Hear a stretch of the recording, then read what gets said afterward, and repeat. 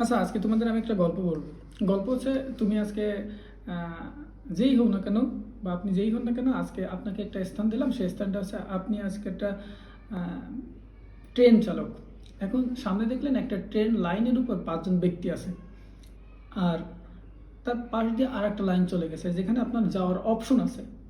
কিন্তু আপনি কি ওই 5 জনের উপর দিয়ে ট্রেন চালাবেন, নাকি ওই লাইনে যাবেন? হ্যাঁ, তখন আপনার চিন্তা নিশ্চয়ই হবে ওই লাইনটা যাব। কিন্তু ব্যাপার হচ্ছে, ওই লাইনটা একজন ওয়ার্কার কাজ করতেছে। যেহেতু আপনার ওই লাইনে যাওয়া কথা ছিল না, তাহলে এইবার আপনি মানবিকতায় কোন লাইনটায় যাবেন? 5 জনকে মারবেন নাকি একজনকে মারবেন? এখন আপনি তো নিশ্চয়ই মনে মনে ভাবছেন যে 5 জনকে বাঁচায় রেখে আমি একজনকে মারবো। ওকে, ফাইন। এবার ব্যাপার হচ্ছে, মনে করেন এই পাশে ঠিক 5 জনই আছে, কিন্তু এই পাশে আপনার একজন পরিচিত জন আছে, বা আপনার ছেলে আছে, আর আপনি যদি কম বয়সী হন তাহলে আপনার বাবা আছে। এবার কাকে মারবেন?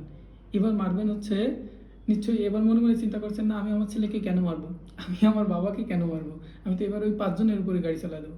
ফ্যাক্টটা হচ্ছে এই, এখন আপনি কিন্তু সংখ্যার দিক থেকে কম হলে আপনি কিন্তু একজনের উপর গাড়ি উঠাবেন না। কারণ সে আপনার লক্ষ্য, সে আপনার স্বপ্ন, সে আপনার সাথে ছিল, বা তাকে নিয়ে আপনি স্বপ্ন দেখেন, প্রত্যাশা করেন।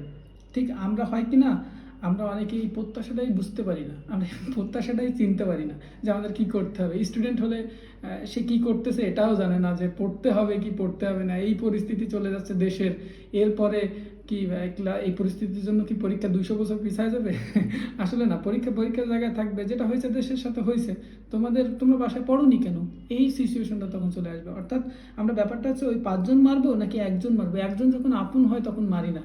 কেন মারি না? কারণ তার সাথে সম্পর্ক আছে। আমরা যে কাজ করি সেই কাজের সাথে যখন আমাদের সম্পর্ক থাকে না, তখন সেই কাজটা সুন্দর, সুশৃঙ্খল এবং সুষ্ঠুভাবে হয় না, যেখান থেকে আমাদের মোক্ষ লাভ হয় না। অর্থাৎ আপনি যে পর্যায়ে আসেন, বা তুমি যে পর্যায়ে আসো, সেই জায়গার লক্ষ্যটা ঠিক রেখে তোমার কাজটা নিষ্ঠার সাথে করে যাও। তোমার সাফল্য কামনা করি, তোমার মঙ্গল হোক। ধন্যবাদ।